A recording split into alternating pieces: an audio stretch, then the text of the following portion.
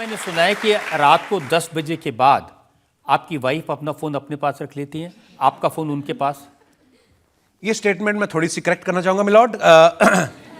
रोज 10 बजे के बाद नहीं, जब कभी कभी मेरे 11:30 बजते हैं ना तो वो फिर अपना फ़ोन, वो सियानी है थोड़ी, उसको पता है कि ये फिर कोई ना कोई पंगा कर देगा, तो इसीलिए मैं कह रहा था शादी कर लेनी चाहिए। आप सोशल मीडिया पर पोस्ट करते रहते हैं और वो डिलीट करती रहती हैं। नहीं, अब मैं नहीं करता हूँ। हाँ, पहले से कर देता था। पहले हर मुद्दे पे मुझे घुसने की आदत थी, किसी मुद्दे पे अपने विचार पेश कर देने, कोई मांगता भी नहीं था।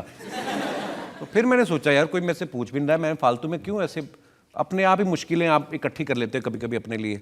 पर अब नहीं सर, अब बहुत चेंज है लाइफ में। 2 बच्चों के बाद एक जिम्मेदारी भी आप पे आती है। फिर लगता है कि यार मेरे बच्चे और 3-4 साल बाद ये यूट्यूब पढ़ने लग जाएंगे तो ये देखेंगे हमारा बाप ऐसा है।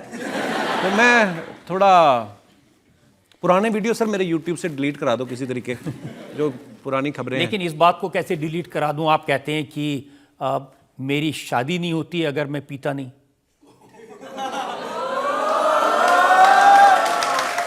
पर ये बात सच है कि हमेशा ही पी के काम खराब ही नहीं हुए, अच्छे भी हुए हैं। तो सर मैं कॉलेज जब पढ़ता था, अपने कॉलेज, तो गर्ल्स कॉलेज बिल्कुल था हमारे कॉलेज के पास। वहाँ पे मैं अपनी पॉकेट मनी के लिए काम करता था। तो गिन्नी उस कॉलेज में पढ़ती थी, तो मेरी स्टूडेंट थी ये। तो ये थी बीए फर्स्ट ईयर में, बीकॉम फर्स्ट ईयर में, और मेरी ग्रेजुएशन हो चुकी थी, मैं पीजी कर रहा था। I am post graduate.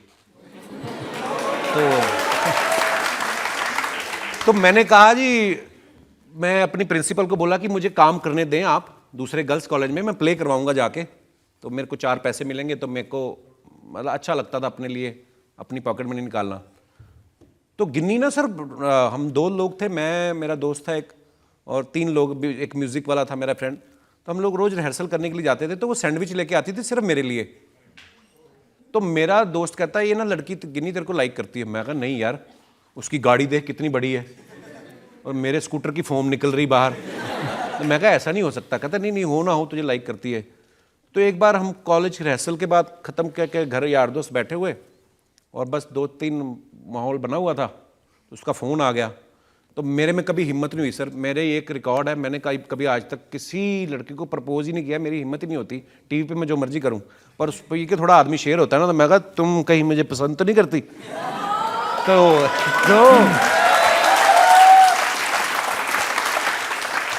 उस वक्त नहीं वो बोली, पर मैं पीछे पड़ गया। मैं कहा नहीं, ऐसा कुछ लगता है मुझे। मान गई कि बस फिर सर मोहब्बत हमारी इसी तरह शुरू हो गई। फायदा हो गया उस दिन। हाँ, फायदा हुआ। उन्होंने आपकी, हालांकि जब मैंने उसके डैडी को देखा था ना, बड़ी गाड़ी में आया और इधर पिस्तौल लगा हुआ, तो मैं तो उसी समय क्या, मैं कहा रात जो भी मैंने तुझसे बोला भूल जा, माफ, मेरे को पता नहीं था। तो पर हाँ, फिर धीरे धीरे वक्त के साथ जब आप सेटल हो जाते हो, चीज़ें बदल भी जाती हैं। मैं उनको बहुत प्यार करता हूँ, गिन्नी के पापा को। होता है कई लोग ना भगवान स्वरूप लगते हैं आपको। किसी ने मेरे जैसे आदमी को अपनी बेटी दे दी, भगवान ही हुआ ना मेरे लिए। जनता चलो सवाल पूछना चाहते हैं। सर आई लव योर दाढ़ी स्टाइल। Thank you. वाह वाह, कहाँ से आप? मैं गोरखपुर से हूँ सर। गोरखपुर से? अच्छा, मुझे लगा बीहड़ से। अच्छा जी। सर कहते हैं नशा शराब में होता है तो नाश्ती बोतल, और लोग आपको दोष देते हैं, तो इस पे आपका क्या कहना है? आप खाली पूछ रहे हैं कि मंगवाने वाले हैं? नहीं, पूछ ही रहा हूँ सर। मुझे लगता है कि एक ना फेस होता है, जब हम कॉलेज में पढ़ रहे होते हैं, अपने दोस्तों के साथ होते हैं, हमें भले बुरे की कोई समझ ही नहीं होती एक्चुअली। वो इसीलिए तो कहते हैं ना हमारे बुजुर्ग कि ये उम्र का नशा होता है। तो दारू वारू का उसमें कोई कसूर नहीं होता, वो उम्र का नशा होता है। सो उस समय आदमी बहुत गलतियां भी करता है, और फिर उन्हीं से सीखते भी हो आप। मुझे ये लगता है कि मैंने कभी अपने बारे में कुछ ऐसा छुपाया नहीं कभी किसी से, जो है वो खुली किताब की तरह है, और इसीलिए इतना शायद प्यार भी मिला है मुझे, और सालों से मिलता आ रहा है। हमने ये शो 3 महीने के लिए बनाया था, 10 साल हो गए इस साल। तो ये आप लोगों का प्यार है जो मिलता रहा है हमेशा। गलतियां की हैं तो क्रिटिसिज्म,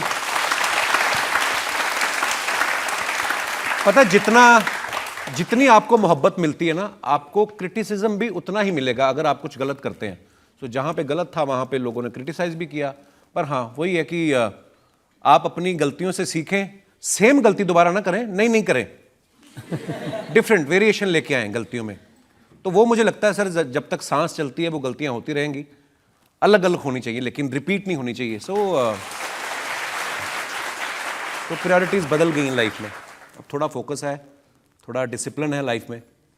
कपिल, ये बहुत अच्छी बात है कि आप एक ऐसे दौर में थे, आपने उसको बड़े स्पोर्टिंगली लिया, हंसे उसके ऊपर, अपना भी मजाक उड़ाया और अब आप ऐसी लाइफ पर आ गए, तो ये अच्छी बात है, इसको सब लोग अप्रिशिएट करेंगे। Thank you sir, thank you, शुक्रिया।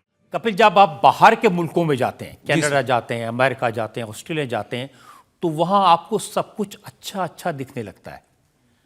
वहाँ की जो बाई है वो भी खूबसूरत लगती है। सर मुझे ऐसा लगता है कि कभी भी हम बाहर जाएं या बाहर के लोग यहाँ पे आए, हमारे देश में बहुत सारी ऐसी चीज़ें हैं जो उनको हमसे सीखनी चाहिए। प्यार मोहब्बत से, जॉइंट फैमिली वाला कल्चर हमारे हिंदुस्तान में है, माँ बाप के पैर छूने का कल्चर हमारे हिंदुस्तान में है, बहुत सारी चीज़ें हैं जो दूसरे लोगों को हमसे सीखनी चाहिए। लेकिन अगर बाहर से हमें भी कोई अच्छी चीज़ मिले तो मुझे लगता है सीख लेनी चाहिए, है ना, उसमें कोई बुराई नहीं है, हम सब इंसान हैं। मैंने देखा लिफ्ट में उतर रहे आप, कोई भी अनजान आदमी से टिकट मारेंगे, एक दूसरे को कॉम्प्लीमेंट देते हैं। हमारे आप किसी लड़की को गुड मॉर्निंग बोल दो, कह रही अपनी बहन को बोल गुड मॉर्निंग। तो या तो मतलब कभी कभी लगता है ना कि उनको इंटेंशन पे शक हो जाता है ना हमारे लोगों की कि ये मेरे को इसने गुड मॉर्निंग क्यों बोला होगा।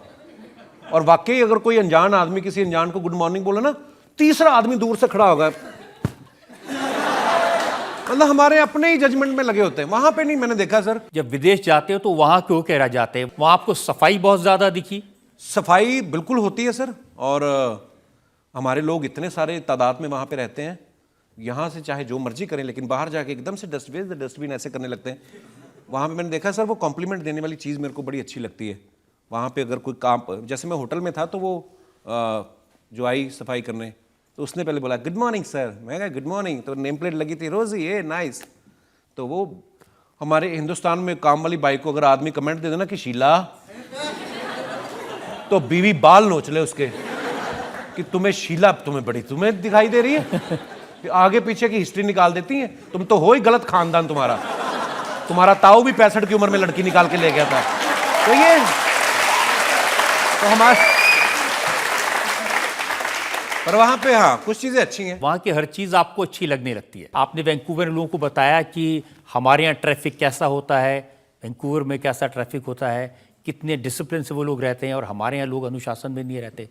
बिल्कुल, कभी कभी हम लोग सिग्नल तोड़ के निकल जाते हैं लोग, जो कि नहीं करना चाहिए। हुआ क्या सर, मैं वैंकूवर में ड्राइव कर रहा था तो मेरा दोस्त कहता आज बड़ा ट्रैफिक है, और ट्रैफिक पता कितना, ये मान लो मेरी गाड़ी का बोनट है, अगली गाड़ी वहां पे खड़ी है।